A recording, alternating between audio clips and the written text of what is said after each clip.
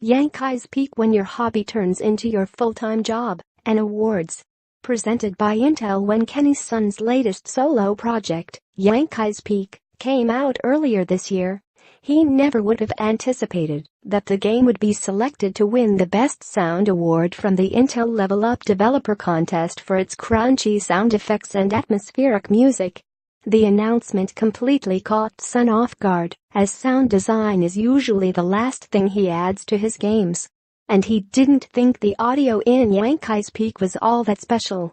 "There's one music track in Peak that my friends made, but the rest were just from freesound.org. They just have a bunch of people who put up sound effects on the website," he explained. "But it's the way Son altered those sounds by tweaking their pitch that makes them feel unique.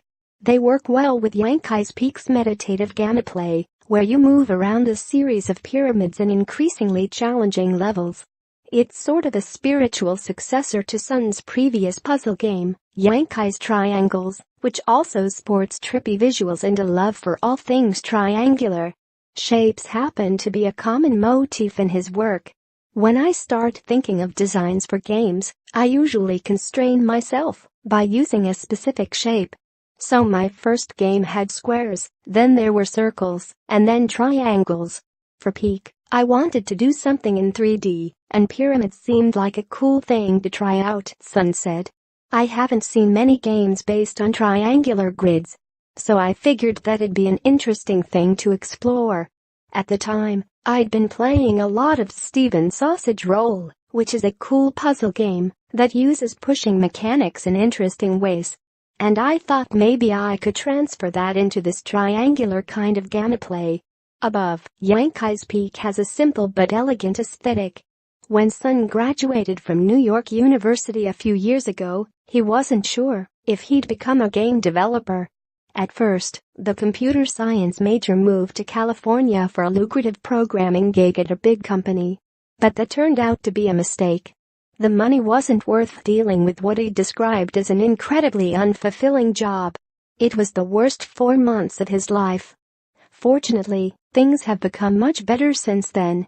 Son left California and moved to Boston, where he works as a programmer at rock band studio Harmonix. While the young developer likes puzzle games, he didn't intentionally set out to make so many of them. Son views his projects as a fun hobby, something to do in his free time. He first caught the development itch when he was in middle school creating Flash-based games for the web. But then he stopped for a while. Son returned to games during his junior year at NYU, where he also took a few game design courses to make a mobile title. Nowadays, it takes him about 6 months to a year to finish each project.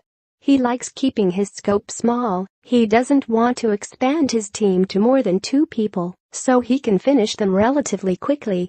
Since it's hard to gauge the difficulty of puzzle games on his own, he usually has developer friends help with playtesting, so he can receive some feedback. "I just make games because I want to make games," said Son. "There's no specific genre I want to work with or message I want to tell." At Harmonix, Son also gets to experience the other side of game development, where he's part of a bigger crew that has more resources. And he gets a nice break from that on the weekends when he tinkers with his indie games. He's already hard at work on the next one. "I'm definitely learning a lot at Harmonix. It's nice having people around," said Son. "I feel like the worst part of being a full-time solo developer would be the solitude. It's the best of both worlds." Sponsored posts are content produced by a company that is either paying for the post or has a business relationship with VentureBeat, and they're always clearly marked. Content produced by our editorial team is never influenced by advertisers or sponsors in any way. For more information, contact sales@venturebeat.com. Country required. By checking this box, you are confirming you are an adult 18 years or older, and you agree to Intel contacting you with marketing-related emails or by telephone. You may unsubscribe at any time. Intel's websites and communications are subject to our privacy notice.